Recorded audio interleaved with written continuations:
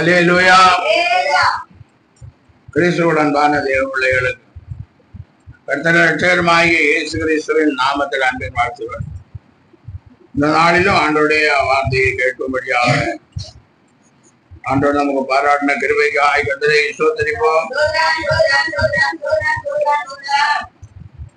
ஆண்டவராய் இயேசு கிறிஸ்து ஊழியம் செய்த நாட்களில் அநேக காரியங்களை சொல்லியிருக்கிறார்.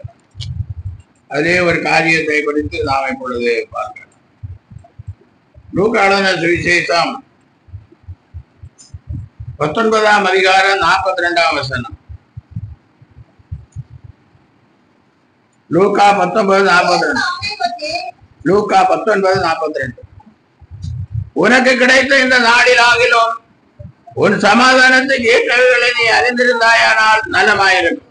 இப்பொழுதோ அவைகள் உன் கண்களுக்கு மறைவாக இருக்கிறது. உனக்கு கிடைத்த இந்த நாளிலாகிலும் உன் சமாதானத்துக்கு ஏற்றவைகளை நீ அறிந்திருந்தாயானால் நலமாயிருக்கும். உன் சமாதானத்துக்கு ஏற்றவைகளை நீ அறிந்திருப்பாயானால் நலமாயிருக்கும். அல்லேலூயா. சமாதானம் வேண்டும். எல்லாருக்கும் சமாதானம் வேண்டும். குடும்பத்திலேயே சமாதானம் வேண்டும். நம்முடைய எல்லையிலே சமாதானம் வேணும். நம்முடைய தேசத்திலே சமாதானம் வேணும். அல்லேலூயா. சமாதானம் வேண்டும் என்று விரும்புகிறோம். ஆனால் ஆண்டவராய் இயேசு கிறிஸ்து சொல்லுகிறார், சமாதானத்துக்கு ஏற்றவைகளை நீ அறிந்திருந்தாயானால், சமாதானம் நமக்குள் வேண்டும் என்றால், நம்முடைய எல்லையிலே சமாதானம் வேண்டும் என்றால், நம்முடைய தேசத்திலே சமாதானம் வேண்டும் என்றால், அதற்குரிய காரியங்களை அறிந்திருந்தால் நலமாயிருக்கும். அல்லேலூயா. இப்பொழுதும் அவைகள் உன் கண்களுக்கு மறைவாய். சமாதானத்துக்குரிய காரியங்கள் நம்முடைய கண்களுக்கு மறைவாய் இருக்கலாம். அதனால் நமக்கு சமாதானம் இல்லாமல் இருக்கிறது. அல்லேலூயா. ஆண்டவருடைய பிள்ளைகள் கூட மனம் போல் நடப்பதனால்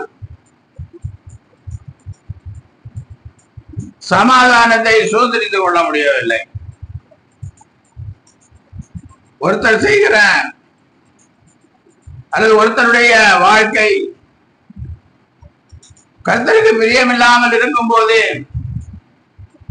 அந்த குடும்பத்திற்கு, அந்த குடும்பத்தை சார்ந்தவர்களுக்கும் சமாதானம் இல்லாமல் போகிறது. அல்லேலூயா. இது அநேக குடும்பங்களிலே நடக்கிற காரியங்களாக இருக்கிறது. 2000 ஆண்டுகளுக்கு முன்பாக இந்த உலகத்திலே நம்மை தேடி வந்த இயேசு, நம்முடைய பாவங்களுக்காக கல்வாரி சிலுவையிலே பாடுபட்டு மரித்த இயேசு, அவர் ஊழிய நாட்களிலே இப்படியாய் சொல்லுகிறார்.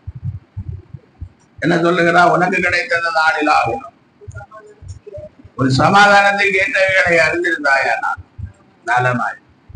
இப்பொழுது அவைகள் உன் கண்களுக்கு மறைவாயிருக்கும். சமாதானத்துக்கு ஏற்ற காரியங்கள் நம்முடைய கண்களுக்கு மறைவாயிருக்கிறது. ஜெபியுங்கள் என்று சொன்னால் அநேகருக்கு ஜெபம் வருகிறது இல்லை.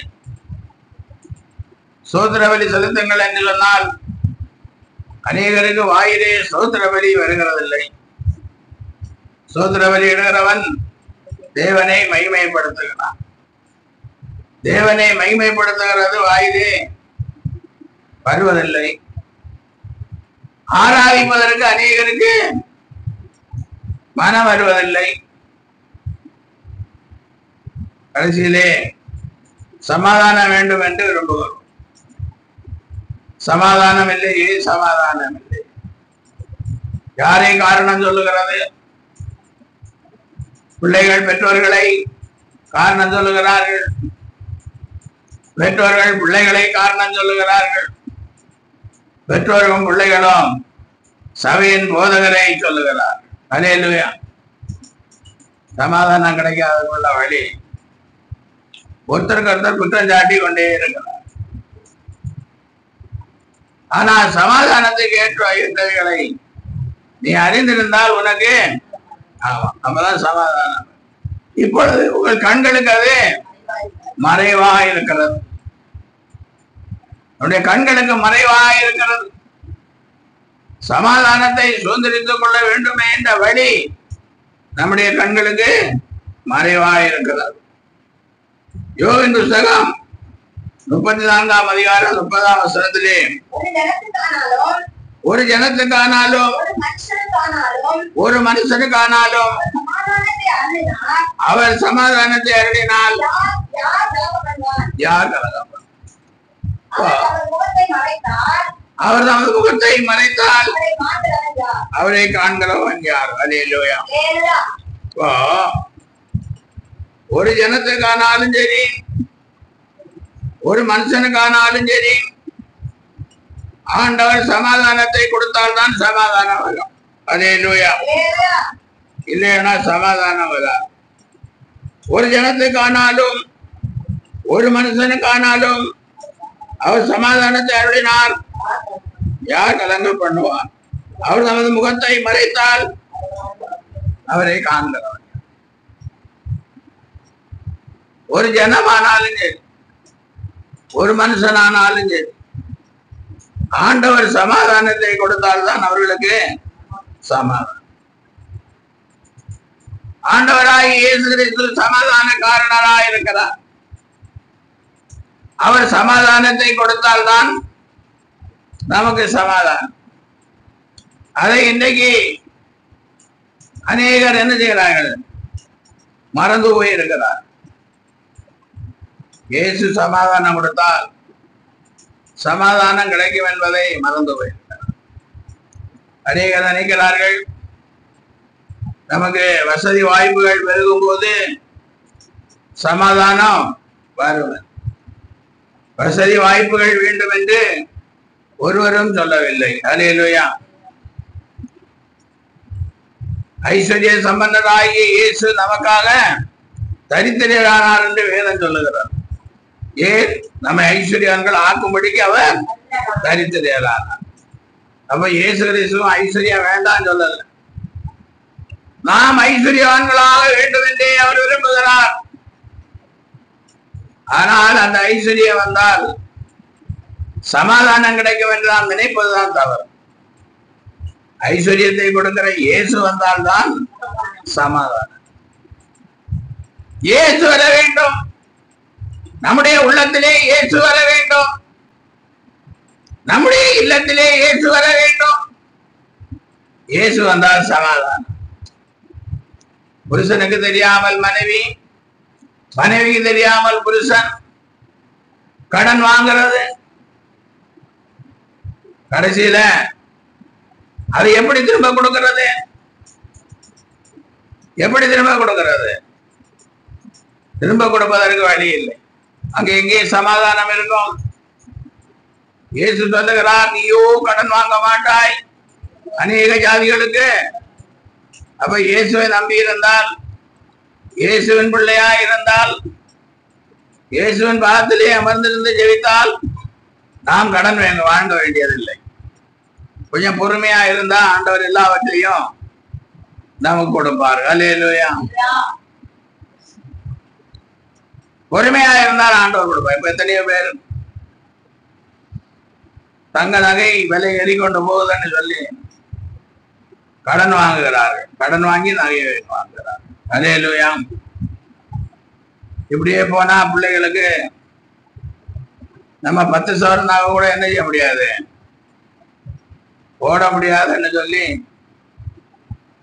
கடன் வாங்குகிறார். ஆனால் இன்னும் கொஞ்சம் காலம் போகும்போது விலை ஏறி போனதெல்லாம் விலை குறைய தொடங்கும். அல்லேலூயா. அப்ப நீ வாங்கின கடனை கூட என்ன செய்ய முடியாது, திருப்பி கொடுக்க. இதை எப்பாவது உணர்ந்திருக்கிறாயா? எப்பாவது அறிந்திருக்கிறாயா? வேதத்திலே எங்கேயாவது வாசித்திருக்கிறாயா? பாருங்க, யாக்கோபுடைய நிருபம் 5ஆம் அதிகாரம் 1ஆம் வசனத்திலே வாசி. ஐஸ்வர்யவான்களே கேளுங்கள், உங்கள் மேல் வரும் நிற்பங்களை நிமித்தம் அலறி அழுங்கள். உங்கள் ஐஸ்வர்யம் அழிந்து உங்கள் வஸ்திரங்கள் பொட்டரித்து போயின. உங்கள் பொன்னும் வெள்ளியும் துருப்பிடித்தது. அவைகள் உள்ள துருவங்களுக்கு விரோதமாய் சாட்சியாயிருந்து அக்னியை போல உங்கள் மாம்சத்தை தின்னும். கடைசி நாளிலே பொக்கிஷத்தை கடைசி நாள்ல கடன் வாங்கி சேர்த்தீர்கள். அல்லேலூயா. அது என்ன செய்ய போகிறது? துருப்பிடிக்க போகுது. அது எசேக்கியா தீர்க்கதரிசியின் புத்தகம் 7ஆம் அதிகாரம் 19ஆம் வசனம்.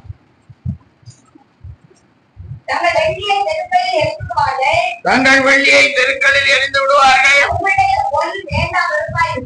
அவருடைய பொன் வேண்டா வெறுப்பாயிருக்கும். கர்த்தருடைய சினத்தின் நாளிலே அவர்கள் வெள்ளியும் அவர்கள் பொன்னும் அவர்களை விடுவிக்க மாட்டாது. அதனால் அவர்கள் தங்கள் ஆத்துமாக்களை திருப்தியாக்குவதும் இல்லை, தங்கள் வயல்களை நிரப்புவதும் இல்லை. அவர்கள் அக்கிரமே அவர்களுக்கு இடலாய் இருந்தது. அல்லேலூயா. வெள்ளியும் பொண்ணு என்ன செய்கிறதாம்? துருப்பிடித்ததாம். இப்போ தங்க நகை செய்ய வேண்டும் என்று சொன்னால் தங்கத்தினால் மாத்திர நகை செய்ய முடியாது. அதுக்கு கூட சில பொருட்களை சேர்க்கணும், சில உலோகங்களை சேர்க்கணும். சிலர் செம்பு சேர்க்கிறாங்க, சிலர் பித்தளை சேர்க்கிறாங்க, சிலர் சில்வர் சேர்க்கிறாங்க. அல்லேலூயா. அதையெல்லாம் சேர்த்தாதான், சேர்த்து உரிக்கிறாதான் தங்க நகை செய்ய முடியும். இல்லைன்னா தூளாதான் இருக்கும். இல்லைன்னா எப்படி இருக்கும்? தூளாதான் இருக்கும். அப்ப இந்த தங்கையும் நகை ஏன் துருப்பிடிக்கிறது? எல்லாம் விலை ஏறி ஏறி போக போக என்ன பண்றாங்க? ஆமா, இன்னைக்கு இரும்பு சேர்த்துதான் தங்க நகை செய்வாங்கன்னு நினைக்கிறேன். அப்ப இரும்பு அங்க உள்ள இருந்தா இரும்பு என்ன செய்யும்? துருப்பிடி. அப்போ நம்ம கடன் வாங்கி 4 பேருக்கிட்ட கடன் வாங்கி 4 சவரன் நகை வாங்கி நம்முடைய பெட்டிக்குள்ள என்ன செய்யறோம்? வைக்கிறோம். இல்லைன்னா பேங்க்ல லாக்கர்ல வைக்கிறோம். இன்னும் கொஞ்சம் நிறைய விலை ஏறினதுக்கு அப்புறம் அதை என்ன செய்ய போறோம்? எடுத்து சிலர் விற்கலாம் என்று நினைப்பாங்க. வித்து கடனை என்ன செய்யலாம்? அப்ப அந்த நகை துருப்பிடித்திருந்தால் எப்படி இருக்கும்? யார் வாங்குவார்கள்? அதான் இங்க வேதம் சொல்லுகிறது. உங்கள் நகையும் உங்கள் வெள்ளியும் தங்கம் தங்கள் வெள்ளியை தெருக்களில் அவருடைய பொன் வேண்டாம் இருப்பார். இப்ப ஒரே ஆசை, ஆசையோ ஆசை, கொள்ளை ஆசை. அல்லேலூயா. மகளுக்கு வாங்கணும், பேத்திக்கு வாங்கணும்னா ஆசை. எப்படியாவது சாவறதுக்கு முன்னால பேத்திக்கு ஒரு 4 சவரன் சேர்த்து வச்சுட்டு செத்தேன்னா நல்லா இருக்குன்னு வயசானவங்க நினைக்கிறாங்க. அம்மா மாருங்க நினைக்கிறாங்க பொண்ணுக்கு ஒரு 10 சவரன் சேர்த்து வச்சுட்டேன்னா ஒரு பாரம் குறைஞ்சதா இருக்கும் அப்படின்னு. அல்லேலூயா. ஆனால் வேதம் சொல்லுகிறது உங்கள் வெள்ளியும் உங்கள் பொன்னும் வேண்டா வெறுப்பாய் மாறி போகுமா. அல்லேலூயா. ஆசை ஆசையாய் கடன் வாங்கி லோன் வாங்கி சம்பாதிச்ச பொருள் வேண்டா வெறுப்பாய் நாம் வெறுக்கத்தக்க பொருளாய் மாறினால் எப்படி இருக்கும்? சமாதானம் இருக்குமா? சமாதானம் இருக்குமா? இருக்காதா? அதான் இங்கே சொல்லப்பட்டிருக்கிறது. ஒரு ஜனத்துக்கு ஆகலும் ஒரு மனுஷனுக்கு ஆகலும் ஆண்டவர் சமாதானத்தை அருளினால் யார் கலக்கம்? இப்ப இயேசு சமாதானத்தை கொடுத்தால் யாரு என்ன செய்ய முடியாது? இயேசுவை தேடாமல் இருந்தார். நாம ஓனாய் யோசித்து நாம் நம்முடைய புத்தியை செலவு பண்ணி நாம் செயல்பட்டால் நமக்கு சமாதானத்தை யார் தருவா? யாரும் தர முடியாது. அல்லேலூயா. அதனால சமாதான காரணம் இயேசு, சமாதான பிரபு இயேசு, எல்லாம் இயேசு. சமாதானம் கொடுக்கணும்னா இயேசு இயேசு இயேசு. ஒரு பிரச்சனையும் இருக்காது. அல்லேலூயா. பாருங்க, கொலோசியர் எழுதின நிருபம் 1ஆம் அதிகாரம் 21ஆம் வசனம் இப்படியாய் சொல்லுகிறது.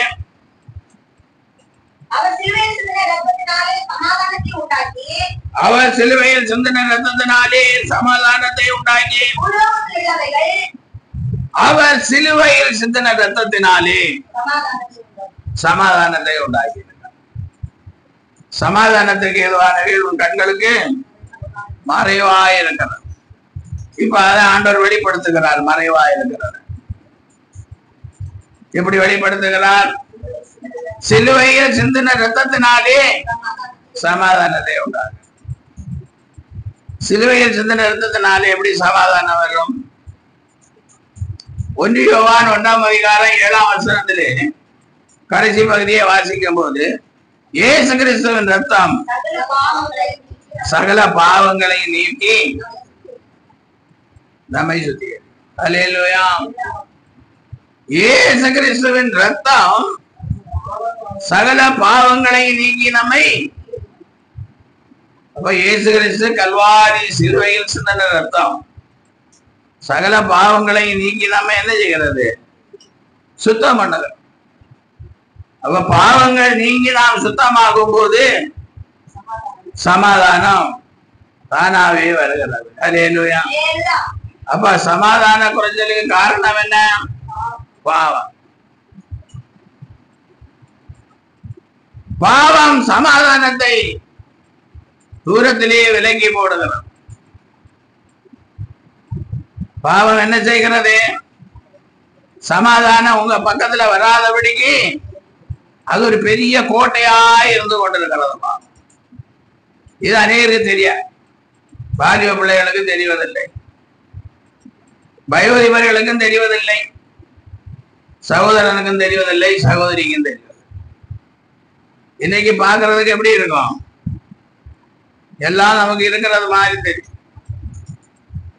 பாவம் நமக்கு எல்லாம் இருக்கிறது மாதிரி காட்டும். அப்புறம் திடீரென்று பார்த்தா பாவம் நம்மை கைவிட்டு விடும். அல்லேலூயா. நம்மை பாதுகாத்து கொண்டிருந்த பாவம், நமக்கு ஆலோசனை சொல்லி கொண்டிருந்த பாவம், நம்மை கரம் பிடித்து நடத்தி கொண்டிருந்த பாவம் நம்மை கைவிட்டால் நமக்கு ஆதரவா யாரும் யாரும். இப்ப சமாதானம் தேவைப்படுகிறது. சமாதானம் தேவைப்படுகிறது. சமாதானம் தேவைப்படுகிறது. எங்கே தேடுகிறது? எந்த சபைக்கு போகிறது? எந்த போதகர் ஜெபித்தால் சமாதானம் வரும்? அதான் ஆண்டவர் சொல்லுகிறார்.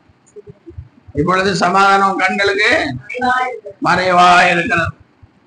இயேசு கிறிஸ்துவின் ரத்தத்தினால் பாவங்கள் கழுவப்பட்டு நாம் சுத்திகரிக்கப்பட்டால் சமாதானம் வரும். அல்லேலூயா. ஆனா இன்றைக்கு இது நம்முடைய கண்களுக்கு மறைவா இருக்கிறது. இயேசு கிறிஸ்துவின் ரத்தத்தால் நம்முடைய பாவங்கள் கழுவப்பட வேண்டுமே, நாம் பரிசுத்தப்பட வேண்டுமே, நாம் பரிசுத்தவான்களாக்கப்பட வேண்டுமே என்ற சத்தியம் இன்றைக்கு நமக்கு மறைக்கப்பட்டிருக்கிறது. இன்னைக்கு அதையெல்லாம் பேசுவதற்கு ஆண்டவருடைய ஊழியர்களுக்கு நேரம் இல்லை. ஆசீர்வாதம் ஆசீர்வாதம் ஆசீர்வாதம், ஐஸ்வர்யம் ஐஸ்வர்யம் ஐஸ்வர்யம், தோ வருகிறது தோ வருகிறது, வந்து கொண்டே இருக்கிறது. கஷ்டத்துல இருக்கிற ஆண்டவருடைய பிள்ளைகள் நம்பி எப்படியாயிரம் ஒரு ஆசீர்வாதம் வேண்டுமே என்று ஆமேன் ஆமேன் ஆமேன் என்று சொல்லி இருக்கிற எனர்ஜியையும் கெடுத்து கொண்டிருக்கிறார்கள். அல்லேலூயா. சமாதானம் வேண்டுமானால் உன் பாவங்களார நீ கழுவப்பட வேண்டும். சிலுவையில் சிந்தின ரத்தத்தினாலே இயேசு சமாதானத்தை உண்டாக்கி இருக்கிறார்.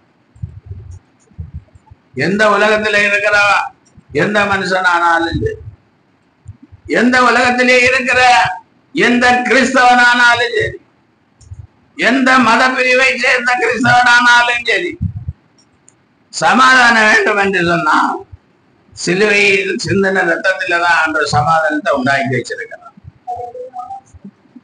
அதனால சிலுவையின் ரத்தத்தினாலே உன் பாவங்கள் எல்லாம் கழுவப்பட்டது என்று சொன்னால் உனக்கு சமாதானம். அல்லேலூயா. அப்ப தனி ஜபத்திலே ஆனாலும் சரி, குடும்ப ஜபத்திலே ஆனாலும் சரி, ஆண்டவரே என்னை பரிசுத்தப்படுத்தும் என்று சொல்லி என்ன செய்யுங்க, ஜெபம் பண்ணி இயேசுவின் ரத்தத்தினாலே பாவங்கள கழுவப்படுங்க. முழு குடும்பமும் கழுவப்பட்டால் சமாதானம் தானே உள்ளவர். வெளியே நிற்கிற சமாதானம் அவர் உள்ளே புறப்பட்டு. நீ இந்த வேத வசனத்தின்படி நடக்காமல், இந்த வேத வசனத்தை அறிக்கை செய்யாமல், இந்த வேத வசனத்தின்படி நடக்காமல், இந்த வேத வசனத்தின்படி ஜெபம் பண்ணாமல் இருந்தால் சமாதானம் எப்பவும் வாசல் படியிலே இருந்து என்ன செய்யும், தட்டி கொண்டே இருக்கும். ஆண்டவர் சொல்லுகிறார், ஐயோ வாசல் படியிலே நின்று ஒருவன் என் சத்தத்தை கேட்டு கதவை திறந்தால், ஆமா இப்ப சமாதானம் சமாதானம் வாசல் படியில நின்று தட்டி கொண்டே இருக்கு. சமாதான காரணர், சமாதான பிரபு வாசல் படியிலே நின்று என்ன செய்து கொண்டிருக்கிறார், தட்டி கொண்டிருக்கிறார். சமாதானத்தை கொடுக்கும்படி தட்டி கொண்டிருக்கிறார். அல்லேலூயா. உன் இதய கதவை தட்டி கொண்டிருக்கிறார். அல்லேலூயா. நம்ம ஒவ்வொருடைய இதயத்தின் கதவை ஆண்டவர் என்ன செய்கிறார், தட்டி கொண்டே இருக்கு. சமாதானம் வேண்டும், சமாதானம் வேண்டும்.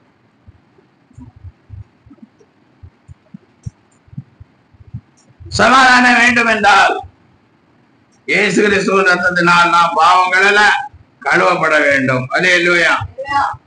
அப்போ பாவங்கள் கழுவப்பட்டாச்சு, இப்ப நம்ம பரிசுத்தமாயாச்சு. அல்லேலூயா. சமாதானம் வந்தாச்சு.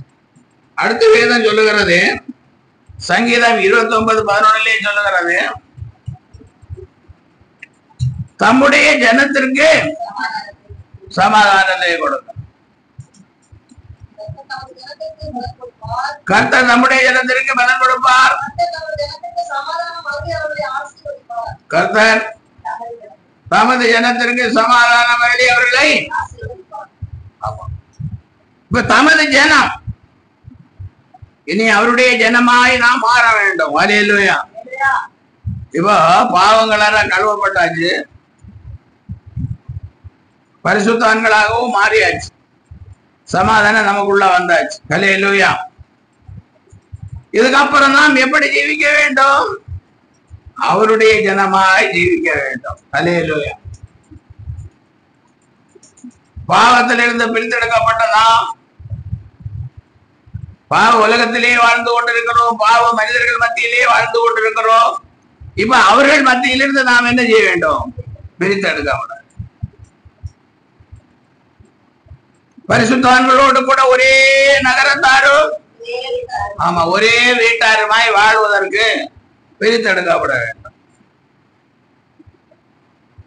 லேவியராகமம் 20ஆம் அதிகாரம் 26ஆம் வசனத்திலே ஆண்டவர் சொல்லும் போது இப்படியாய் சொல்லுகிறார்,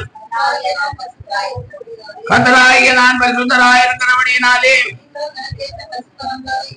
நீங்களும் எனக்கு ஏற்ற பரிசுத்தவான்களாக இருப்பீர்களாக. நீங்கள் என்னுடையவர்களாய் இருக்கும்படிக்கு மற்ற ஜனங்களை விட்டு பிரித்தெடுத்து. அல்லேலூயா. அப்ப மற்ற ஜனங்களோட இருந்தா நமக்கு என்ன வராது, போயிடும், வந்த சமாதானம் அப்படியே போயிடும். நாம் மற்ற ஜனங்களோட கலந்திருந்தா நாம் கஷ்டப்பட்டு சம்பாதித்த சமாதானம் விருந்தாடி வந்தது போல் வந்துவிட்டு புறப்பட்டு போயிடும். நமக்கு தெரியாது சமாதானம் நமக்குள்ள இருக்குதா இல்லையா என்று நமக்கு தெரியாது. அல்லேலூயா.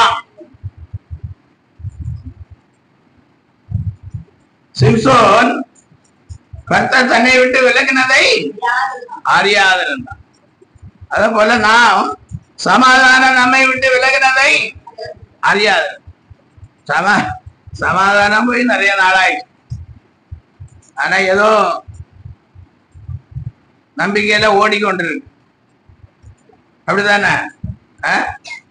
சமாதானம் நம்ம விட்டு போய் நாட்கள் மேல உருண்டு ஓடி போச்சு. ஆனா நமக்கு அது தெரியாது. அதனால கர்த்தர் தம்முடைய ஜனத்திற்கு சமாதானம் அள்ளி அவர்களை தம்முடைய ஜனமா இருந்தால் தொடர்ந்து ஆசீர்வாதத்தை ஆண்டவர் கொடுக்கிறார். அல்லேலூயா. அப்ப தம்முடைய ஜனம் என்று சொன்னால் 3 காரியங்களை சொல்ல வேண்டியதா இருக்கிறார். ஏசாயா 51ஆம் அதிகாரம் 16ஆம் வசனம் கடைசி 16 வாசி. நான் வானத்தை நிலைப்படுத்தி பூமியை அஸ்திபாரப்படுத்தி சீயோனை நோக்கி நீ என் ஜனம் என்று சொல்வதற்காக நான் என் வார்த்தையை உன் வாயிலே அருளி கரத்தினால் உன்னை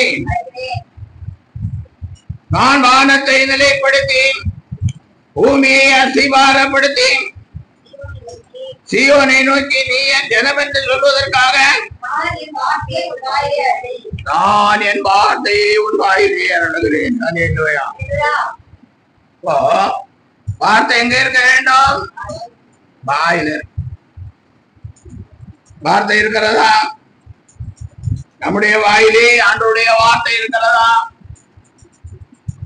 நம்முடைய வாயிலே நம்முடைய கருத்தில் இருக்கிற வேத புஸ்தகத்தில் உள்ள வார்த்தைகள் இருக்கிறதா? வார்த்தையை சொல்லி சொல்லி ஜெபிக்கிறீர்களா? அல்லேலூயா. இப்பொழுது கிறிஸ்துமஸ் பண்டிகை இருக்கிறது. எல்லா சபையிலும் பலவிதமான போட்டிகள் நடக்கும். பிள்ளைகளுக்கு வசன போட்டிகள் நடக்கும். வாலிப பிள்ளைங்களுக்கு நடக்கும். அப்புறம் சகோதரிகளுக்கு நடக்கும், சகோதரர்களுக்கு நடக்கும். அல்லேலூயா. அதே சகோதரர்கள் எல்லாம் அந்த போட்டியில கலந்து கொள்ள மாட்டாங்க. ஆனா சகோதரிகள் என்ன செய்வாங்க? கலந்து கொள்வாங்க.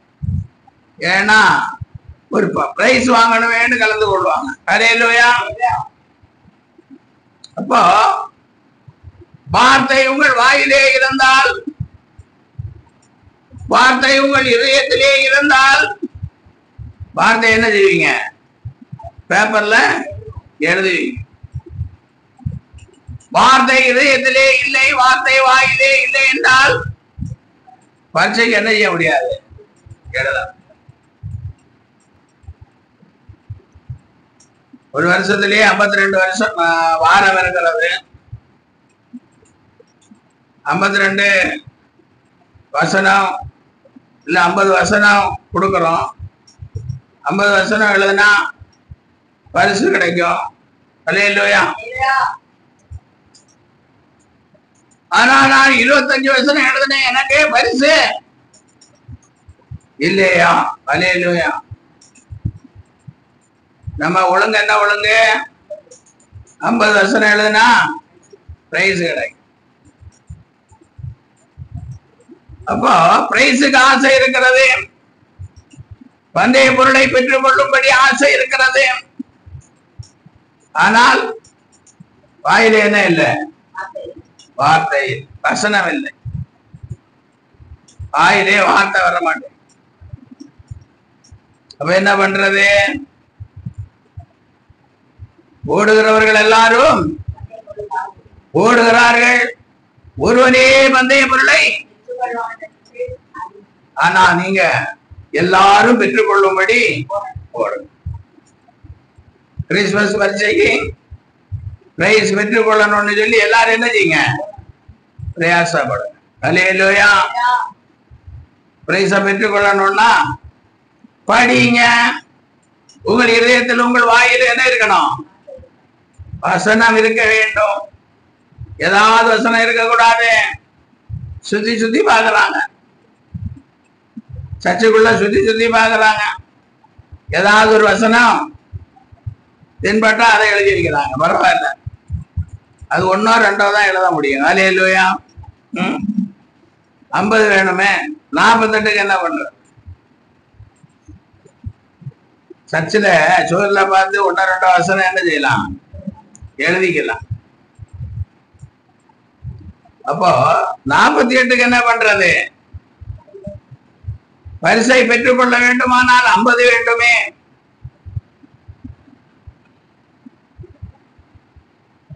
நம்ம பண்ணின ஒப்பந்தத்துல ஒருபோதும் என்ன செய்ய முடியாது?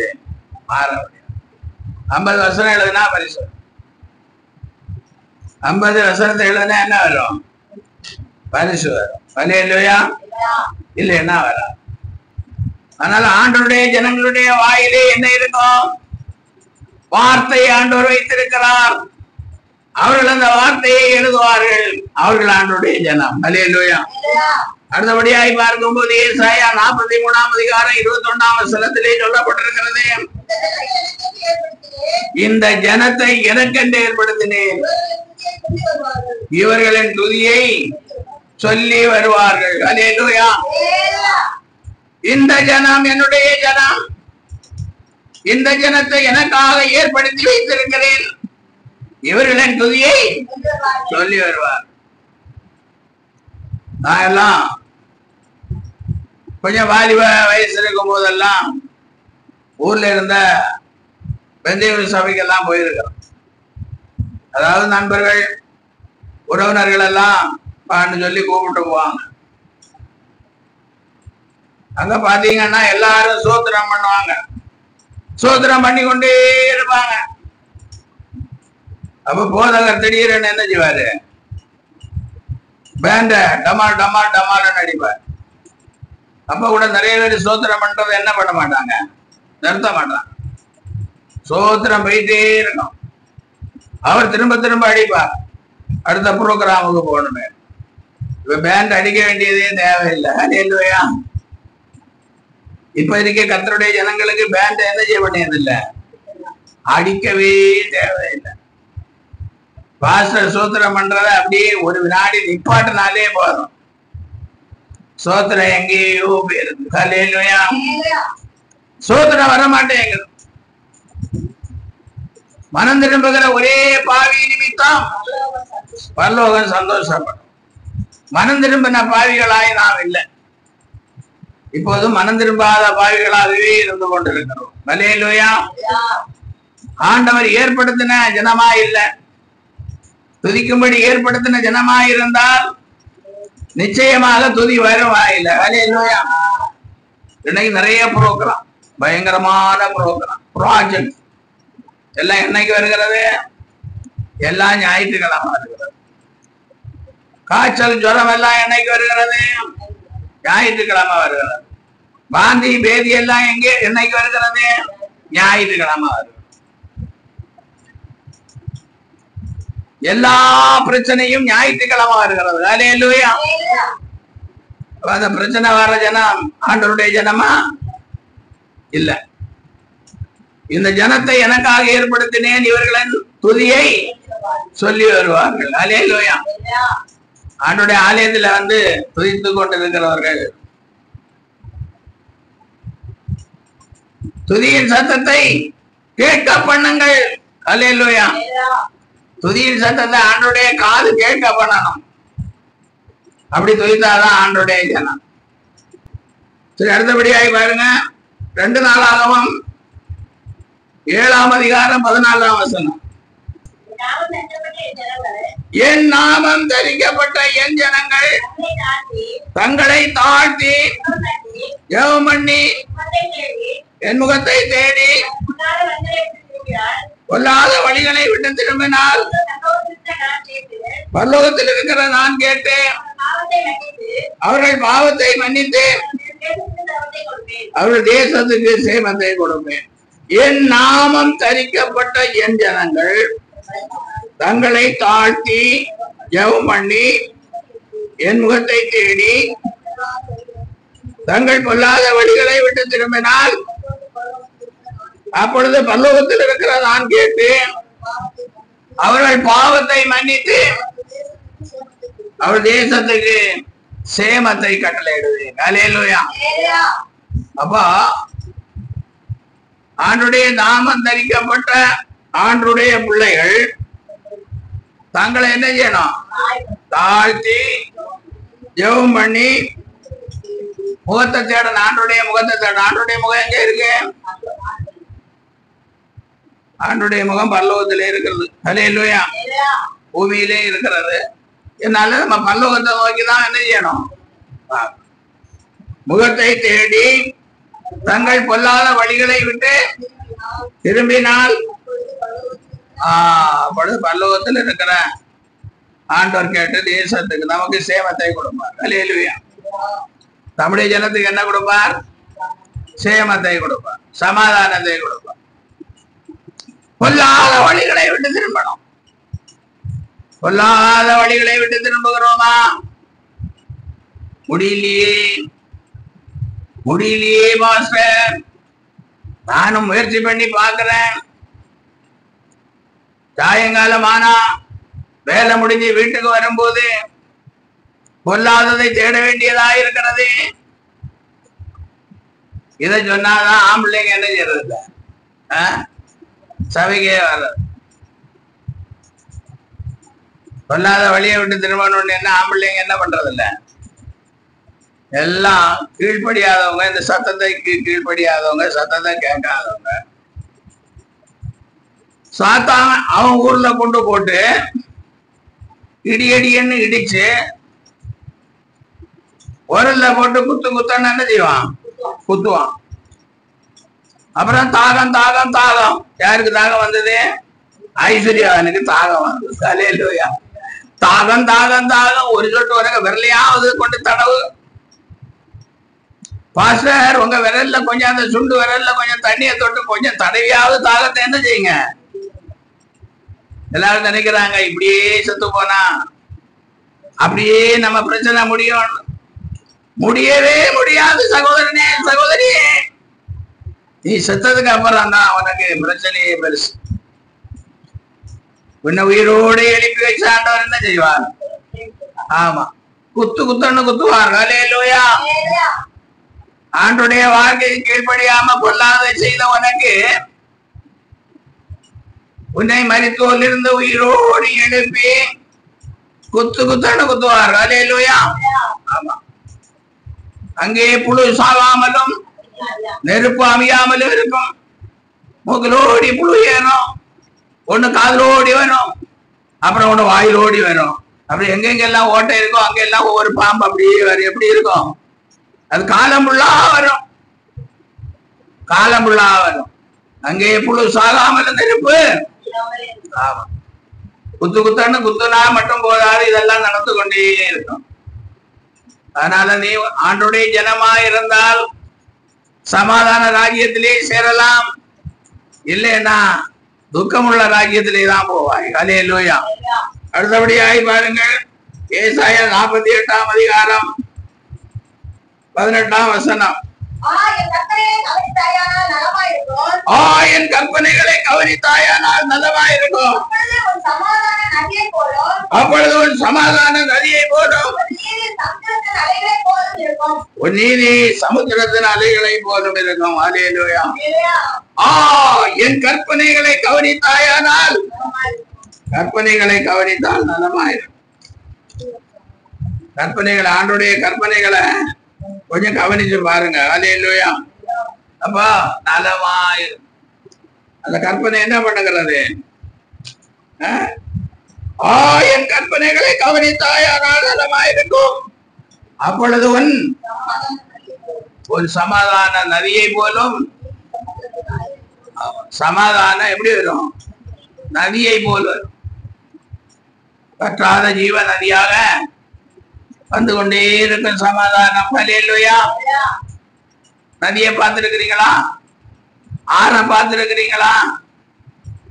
ஆற்றுல தண்ணி வரும்போது மழை காலத்துல விளம்பரப்படுத்துவாங்க, தாழ்வான இடத்துல இருக்கிறவங்க எல்லாம் மேடான இடத்திற்கு போங்க அப்படின்னு. அல்லேலூயா. அப்ப நீ கற்பனைகளை கவனித்தால் சமாதானம் எப்படி வரும்? நதியை போல வரும். அல்லேலூயா. அதனால ஆண்டவருடைய கற்பனைகள் 10 கட்டளை தெரியுமா? மோசையை கொடுத்தா 10 கட்டளை தெரியுமா? மோசையினால் ஆண்டவர் எத்தனை கட்டளை கொடுத்தார்? அந்த 10 கட்டளையின் படி நடக்கிற கிறிஸ்தவர்கள் எத்தனை பேர் இருக்கிறார்கள்? எத்தனை மத பிரிவுகள் இருக்கிறது? மேலே வானத்திலும் கீழே பூமியிலும் ஏதொரு விக்கிரத்தையாலும் சுரூபத்தையாலும் உண்டாக வேண்டாம் அவசியம். ஆனா இன்னைக்கு இயேசுவையே சுரூபமாய் பண்ணி சிலுவையில தொங்க விட்டு சம்பாதித்து கொண்டிருக்கிறார்கள். ஹல்லேலூயா. இயேசுவை விக்கிரகமா செஞ்சு சிலுவையில தொங்க விட்டு கையில கொஞ்சம் சோப்பு ரத்தம், தலையில கொஞ்சம் சோப்பு ரத்தம், மார்பில் கொஞ்சம் சோப்பு ரத்தம், காலில் கொஞ்சம் சோப்பு ரத்தம் தடவி அழகாக வார்னிஷ் கொடுத்து வச்சு என்ன பண்ணி கொண்டிருக்கிறாங்க? சம்பாதிச்சு கொண்டிருக்கிறாங்க. எப்படி சமாதானம் வரும்?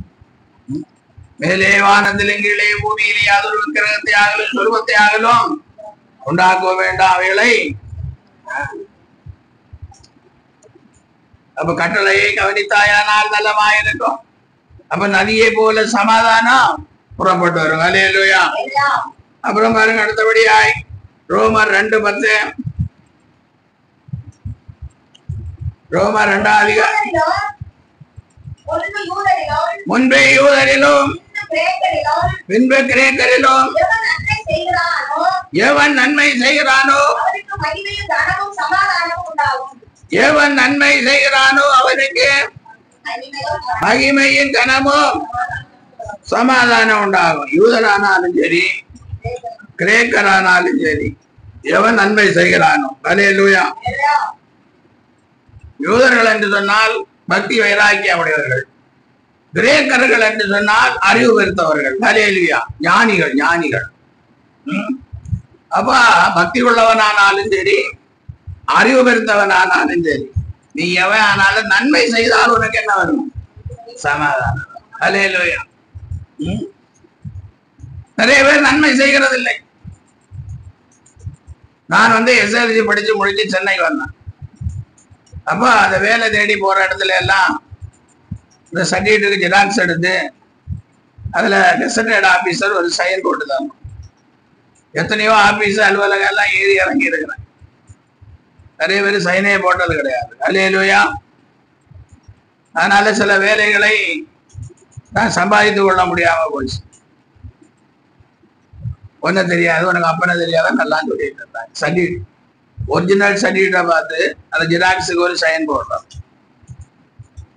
ஆனா இப்ப பாருங்க, எத்தனையோ தேவனுடைய பிள்ளைகள், தேவனை அறியாத பிள்ளைகள் எல்லாம் கூட இருக்கிறாங்க. நீங்க 1000 பேப்பரை கொண்டு கொடுத்தா கூட ஒரு நயா பைசா வாங்காம என்ன பண்றாங்க? சைன் போடுறாங்க. அப்ப அந்த காலத்துல அவர்கள் நன்மை செய்திருந்தால் இன்னும் கொஞ்சம் கனமா ஊழியத்தை செஞ்சிருக்கலாம். ஹல்லேலூயா. அன்னைக்கு வேதம் என்ன சொல்கிறது? அவர்களுக்கெல்லாம் நன்மை செய்யாதவர்களுக்கெல்லாம் என்ன இல்லை?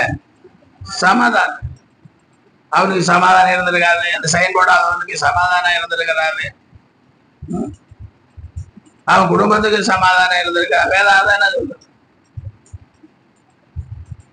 அதனால தேவனுடைய பிள்ளைகளே, யூதனானாலும் சரி கிரேக்கனானாலும் சரி எவன் நன்மை செய்கிறானோ அவனுக்கு மகிமையை ஆண்டவர் கொடுப்பார், கனத்தை ஆண்டவர் கொடுப்பார், சமாதானத்தை ஆண்டவர் கொடுப்பார். ஹல்லேலூயா. ஆண்டவர் ஏழைகளின் பலனாய் இருக்கிறார். ஏழைகளுக்கு உதவி செய்யணும். படிச்சுட்டோம், நல்ல வேலை வந்துச்சுன்னு சொல்லி ஏழைகளை வருக கூடாது. ஹல்லேலூயா. அவர்களுக்கு பெரிய உதவி செய்யாட்டாலும் கூட சின்ன சின்ன உதவிகளை தேவனுடைய ஜனங்களாவது செய்ய வேண்டும். உங்களை பார்த்து மற்றவங்க செய்யணும். ஹல்லேலூயா. அடுத்தபடியாய் பார்க்கும்போது கொலோசியர் 3ஆம் அதிகாரம் 15ஆம் வசனம்.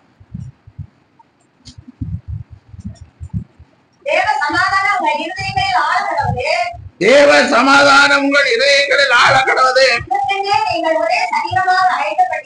இதற்கென்றே நீங்கள் ஒரே சரீரமாய் அழைக்கப்பட்டீர்கள். நன்றி அறிதல் உள்ளவர்களாயிருங்கள். ஹல்லேலூயா. தேவ சமாதானம் உங்கள் இதயங்களில் ஆளணும்னா நன்றி அறிதல் உள்ளவர்களாக இருக்க வேண்டும். அல்லேலூயா.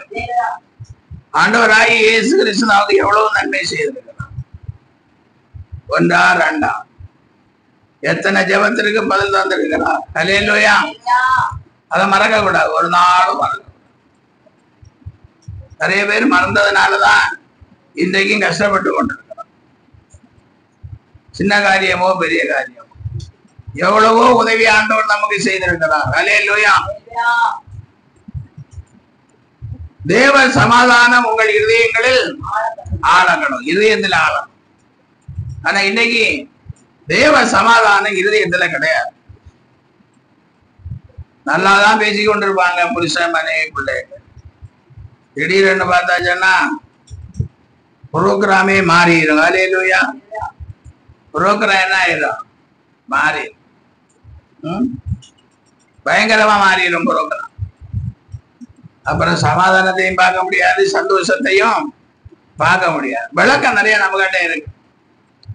இதுக்கெல்லாம் விளக்கம் நிறைய இருக்குது. சொன்னா நேரமும் நமக்கு போதுமானதா இல்லை. அநேகர் நினைப்பாங்க பாஸ்டர் நம்ம தான் சொல்றாரோ. அல்லேலூயா. நன்றி அறிதல் இல்லை, ஆண்டவர் செய்த உபகாரத்தை மறக்கிறார். சில சகோதரிகளுக்கு ஆண்டவர் திருமணத்துக்கு தேடி தேடி தேடி ஒரு நல்ல பையன் கிடைக்கலாம், ஒரு நல்ல குடும்பம் கிடைக்குதுன்னு சொன்னால் அங்க வந்ததுக்கு அப்புறம் அந்த பையனையும் சமாதானத்தோடு இருக்க விடாம, அந்த குடும்பத்தையும் சமாதானத்தோடு இருக்க விடாம எத்தனையோ சகோதரிகள் இன்னைக்கு நன்றி அறிதல் இல்லாதவர்களாய் வாழ்ந்து கொண்டிருக்கிறார்கள். அல்லேலூயா. காணிக்க கொடுக்கிறது சகோதரிகள் தான். அந்த சகோதரிகள் இன்னைக்கு நன்றி அறிதல் இல்லாதவர்களாய் இருக்கிறார்கள். நம்ம சபை ஆளானாலும் சரி, வேற சபை ஆளானாலும் சரி, சகோதரிகள் சிந்திக்க வேண்டிய காரியம். அல்லேலூயா. ஏன் சமாதானம் உன் இருதயத்தை விட்டு விலகி போகிறது? நன்றி அறிதல் இல்லை. ஆண்டவர் ஆகிய இயேசு உனக்கு செய்த உபகாரத்தை நீ என்ன செய்கிறாய்? என் ஆத்துமாவே கர்த்தரை ஸ்தோத்திரி, என் ஆத்துமாவே கர்த்தரை ஸ்தோத்திரி. ஆமா, டெய்லி ஒரு தடவையாவது அவர் செய்த உபகாரங்களை மறவாதே மறவாதே என்று சொல்லி ஏன் இயேசு செய்த உபகாரத்தை மறக்கிறாய்? அப்படி மறந்தா எப்படி ஒரு சமாதானம் இருக்கும்? சகோதரியை, உன் சமாதானம் உன்னை விட்டு இடவிடும் போது உன் குடும்பத்திலே இருக்கிற சமாதானம் எல்லாம் இடவிடும். அநேகர் இன்றைக்கு அப்படிதான். இப்படி ஆண்டவர் செய்த உபகாரத்தை மறந்து நன்றி அறிதல் அவர்கள் போய் சமாதானத்தை இழந்து கடைசியில கோர்ட்டை தேடி, நீதிமன்றத்தை தேடி, வக்கீலை தேடி ஆயிசையே அடித்துக் கொண்டிருக்கிறார்கள். அல்லேலூயா. அடுத்தபடியாய் பாருங்கள், ஏசாயா 52 அதிகாரம் 7 வசனம். சமாதானத்தை கூறி நற்காரியங்களை சுவிசேஷமாய் அறிவித்து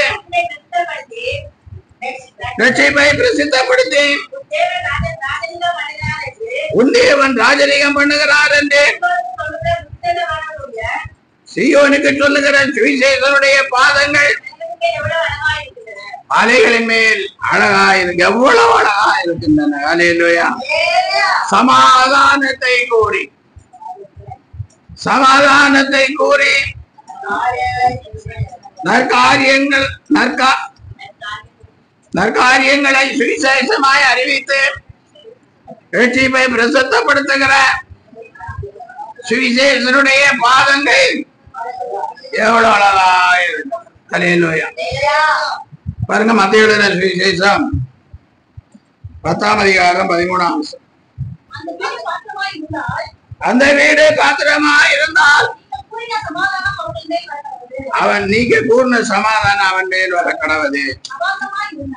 அபாத்திரனாயிருந்தால் நீங்கள் கூர்ண சமாதானம் எங்க திரும்ப கடவுது. ஆமா, அப்போ ஒரு வீட்டுக்கு தேவனுடைய பிள்ளைகள் போகும்போது என்ன சொல்லணும்? சமாதானம்னு சொல்லணும், சோத்திரமாவது சொல்லணும். அல்லேலூயா. அப்போ சமாதான பாத்திரம் அங்கே இருந்தால் சமாதானம் அங்கேயே தங்கும்.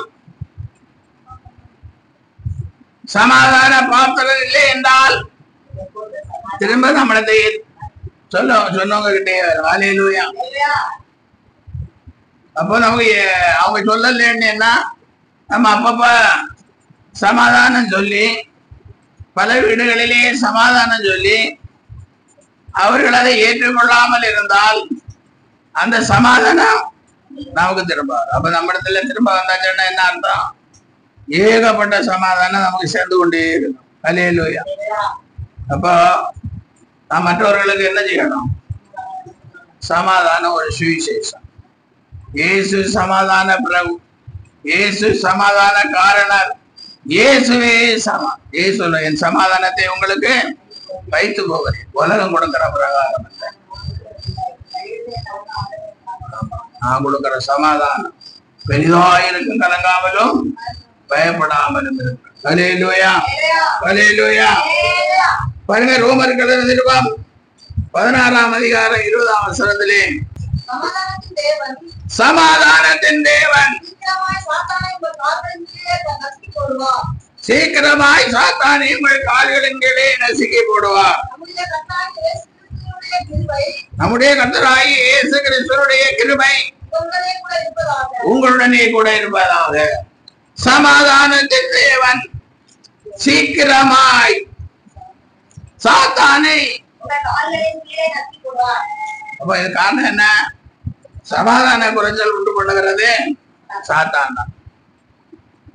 சாத்தானுக்கு இடம் கூடாது. ஹல்லேலூயா. அப்பொழுது அவன் உங்களை விட்டு ஓடிப்போம். சமாதானத்தின் தேவன் சீக்கிரமாய் சாத்தானை உங்கள் கால்களின் கீழே, ஆமா நம்முடைய காலின் கீழே நம்மை கொண்டே நசுக்கி போடுவார். ஹல்லேலூயா. நம்முடைய கர்த்தராகிய இயேசு கிறிஸ்துவினுடைய கிருபை உங்கள் அனைவரோடும் கூட இருப்பதால். ஹல்லேலூயா. சமாதானத்தை கேட்டவர்கள் அறிந்து கொண்டா நலமாய். ஹல்லேலூயா. சமாதானத்தை கேட்ட காரியங்களை நீ அறிந்து கொள்ளவில்லை என்றால் உனக்கு சமாதானம். இன்னைக்கு அவைகள் உன் கண்களுக்கு மறைவாக இருக்கிறது. தெசலோனிக்கே சபைக்கு பவுல் எழுதும் போது இப்படியா எழுதுகிறார்.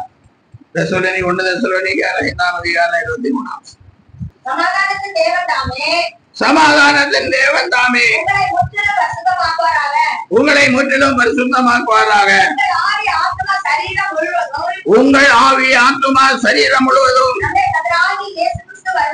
நம்முடைய கர்த்தராகிய இயேசு கிறிஸ்து வரும்போது குற்றமற்றதாய் இருக்கும்படி காக்கப்படுவதாக. ஹல்லேலூயா. சமாதானத்தின் தாமே உங்களை முற்றிலும். சமாதானத்தின் தேவன் நம்மளை என்ன செய்வாரா? முற்றிலும் பரிசுத்தப்படுத்துவார். ஹல்லேலூயா. நீங்கள் சமாதானத்தின் தேவனை தேடினால், சமாதானத்தை தேடினால், சமாதானத்தின் தேவன் உங்களை என்ன செய்வார்? முற்றிலும் பரிசுத்தமாக்குவார். உங்கள் ஆவி ஆத்துமா சரீரம் முழுவதும் நம்முடைய கர்த்தராகிய இயேசு கிறிஸ்து வரும்போது குற்றமற்றதாய் இருக்கும்படி காக்கப்படுவார். ஆவி ஆத்துமா சரீரம். அப்போ நாம் குற்றமற்றவர்களாய் இருக்கிறோம் என்று அறிந்து கொள்வது எப்படி? சமாதானத்தின் தேவன் நமக்குள்ள இருக்கிறார். சமாதானம் நமக்கு இருக்கு. இயேசு நமக்குள்ள இருக்கிறார். இயேசு சமாதான பிரபு, இயேசு சமாதான காரணர், எல்லாம் அவர் தான் சமாதானத்துக்கு. அப்போ நாம் நன்றியறிதலாய் உள்ளவர்களாய் இருக்கும் போது, கற்பனைகளை கை கொள்ளுகிறவர்களாய் இருக்கும் போது, இயேசு கிறிஸ்துவின் ரத்தத்தினாலே பாவங்களற கழுவப்பட்டவர்களாய் இருக்கும் போது சமாதானம் நமக்குள்ளவர். ஹல்லேலூயா. அப்படி சமாதானம் வந்தா நம்முடைய ஆவி ஆத்தும சரி எல்லாம் பரிசுத்தமாக. சமாதானத்தை நீங்கள் சம்பாதித்துக் கொண்டீர்கள் என்றால் ஆவி ஆத்துமா சரீரம் முழுவதும் பரிசுத்தம். அது மாத்திரமல்ல, அவர் வருகிறது வரைக்கும் குற்றம் இல்லாமல் காக்கப்படும். ஹல்லேலூயா, ஹல்லேலூயா. கர்த்தரை சோதரிப்போம். எங்களை அதிகமாய் நேசிக்கிற பரலோகத்தின் தெய்வமே, சமாதான காரணரே இயேசுவே, சமாதானத்தை கேட்டவைகளை அறிந்திருந்தாயானால் நலமாயிருக்கும். இன்னைக்கு அவைகள் உன் கண்களுக்கு மறைவாயிருக்கும். மறைவாயிருந்த காரியங்களை வேத வசனத்தின் மூலம் அறிந்து கொள்ளும்படியான கிருபை எங்களுக்கு கொடுத்த தெய்வமே, நாங்கள் எங்கள் பாவங்கள் சமாதானத்தை மறைத்து வைத்திருக்கிறது. இயேசுவின் ரத்தத்தினால் பாவங்கள் கழுவப்படவும் கர்த்தருடைய ஜனமாக கர்த்தருடைய சித்தத்தை செய்கிறவர்களாய் இருக்கவும் எங்களுக்கு உதவி செய்வீராக. ஆண்டவரே, கற்பனைகளின்படி அடர்ந்து நன்றி அறிதல் உள்ளவர்களாய் ஜீவிக்க கர்த்தர் எங்களுக்கு உதவி செய்வீராக. ஆண்டவரே, நாங்கள் இயேசுவின் பாதத்தை பிடித்துக் கொண்டு இயேசுவின் பாதத்திலே அமர்ந்திருந்து எப்பொழுதும் தேவபக்தி உள்ள ஜனமாய் இருக்கவும் கிருபையிலே பலப்படவும் ரட்சிப்பின் பூரணத்தை சுதந்திரித்துக் கொள்ளவும் ஆண்டவரே எங்களுக்கு ஒவ்வொருக்கும் உதவி செய்வீராக. உங்கள் பிள்ளைகளுடைய சமாதானம் பெரிதாயிருக்கும் என்று சொல்லுகிறார். நாம் சமாதானத்தை சுதந்திரித்துக் கொள்ளும் போது நம்முடைய பிள்ளைகளின் சமாதானம் பெரிதாயிருக்கும்படி கர்த்தர் செய்வார். ஆண்டவரே, பிள்ளைகளை நல்ல சுகந்தாரும் நல்ல பலந்தாரும் நல்ல ஆரோக்கியத்தை தாரும். கையின் பிரயாசங்களை ஆசீர்வதியும். போக்கில வரத்தில் நம்முடைய தூதர்களை கொண்டு பிள்ளைகளை பாதுகாத்து நிறுத்தும்படியாய் செய்யும். இயேசுவின் நாமத்தில் பிதாவே. என் ஆத்துமாவே கர்த்தரை ஸ்தோத்திரி, என் ஆத்துமாவே கர்த்தரை ஸ்தோத்திரி. அவரோட அக்கிரமங்களை எல்லாம் மன்னித்து உன் நோய்களை எல்லாம் குணமாக்கி உன் பிராணனை அழிவுக்கு விளக்கி மீட்டேன். கடந்து சோமாய் உன்னை திரும்ப வாழ வைத்து கொள்ளாதே.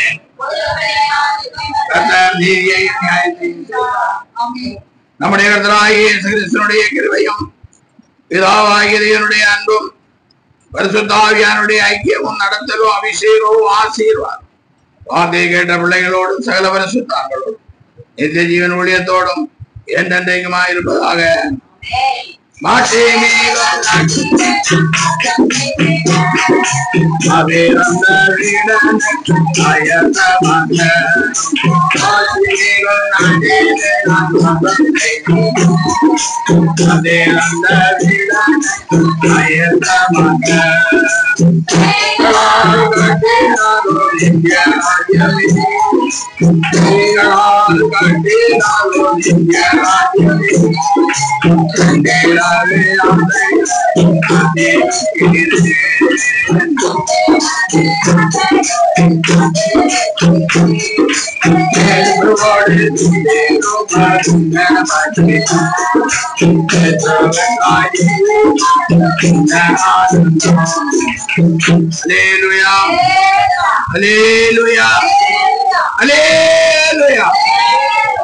உங்களை ஆசீர்வதித்து சமாதானத்தின் தேவன் உங்களோடு கூட இருப்பார்.